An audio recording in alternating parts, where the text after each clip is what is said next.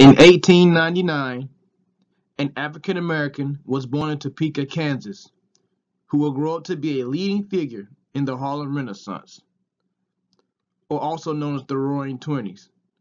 His name would be known as Aaron Douglas. After graduating from Topeka High School in 1917, he attended the University of Nebraska, thus pursuing his passion in the arts, receiving a Bachelor's of Fine Arts in 1922. For a time, Aaron Douglas stayed in Minneapolis, where he would often visit the Walker Art Center. While pursuing his love for the arts, he often studied under the tutelage of the drawing abilities of Leonardo da Vinci. Around that same time, he shared his love for the arts with his students at Lincoln High School in Kansas City, Missouri, where he taught there for 2 years before he finally decided to move to New York City, in Harlem, where the art was thriving at the time. Arriving in 1925, Douglas became immersed in Harlem's cultural life. He contributed illustrations to Opportunity, the National Urban League magazine, and also to The Crisis, which was sponsored by the NAACP. Douglas had a unique art style. It fused his interests in modernism and African art. He created powerful images of African American life struggles. Thus, he also won awards for works he created towards these publications. In 1926, Douglas got married to a teacher known as Alta Sawyer.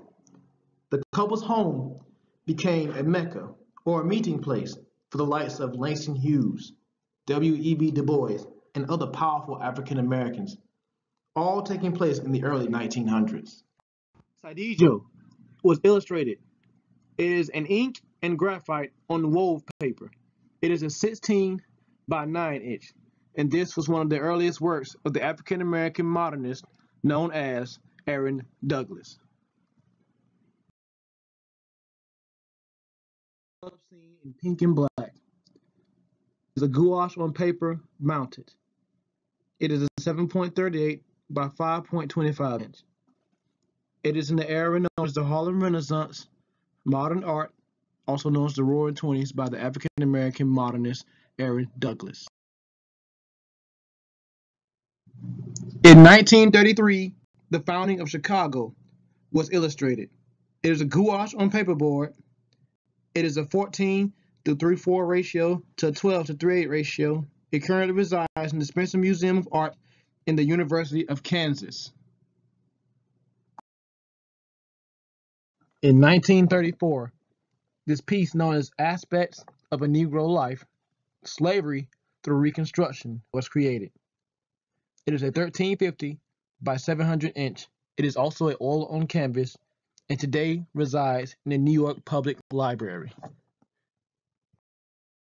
The Aspects of a Negro Life, called Song of Towers, were also created in 1934, which is also an oil on canvas, which currently resides in the New York Public Library Research for Black Culture and Arts. From 1935 to 1939, this painting you see here, called Let My People Go, was created by Aaron Douglas. It is an oil on Masonic, and it's a 48 by 36 inch.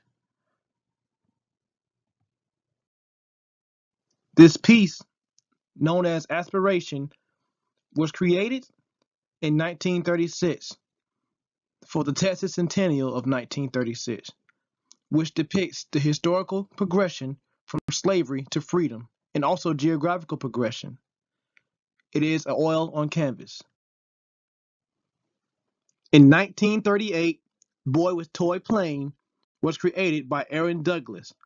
It is a painting on canvas with intentional brushstrokes, conveying the boy's pensiveness and pause at which he will move on from. The Judgment Day was painted in 1939 by the African-American leader known as Aaron Douglas. It is an oil on tempered hardboard. It is a 48 by 36 inch and is executed in a style that is reflective of the German artist known as Winold Ries. Into Bondage was created in 1936. It is an oil on canvas, a 60.5 inch.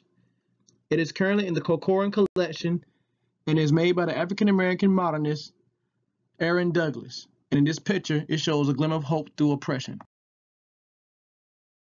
Modernist Aaron Douglas created this piece known as Building More Stately Mansions, which is the oil on canvas and shows the major role of African Americans in American history. The pyramid and the Sphinx are representations of those monuments.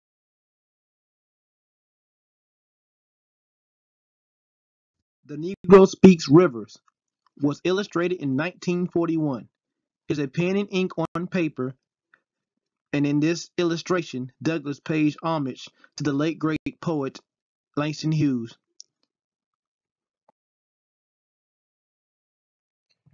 Regrettably, on February 2nd, 1979, at a Nashville hospital, the black modernist known as Aaron Douglas succumbed to his death, which was known as a disease called pulmonary embolism.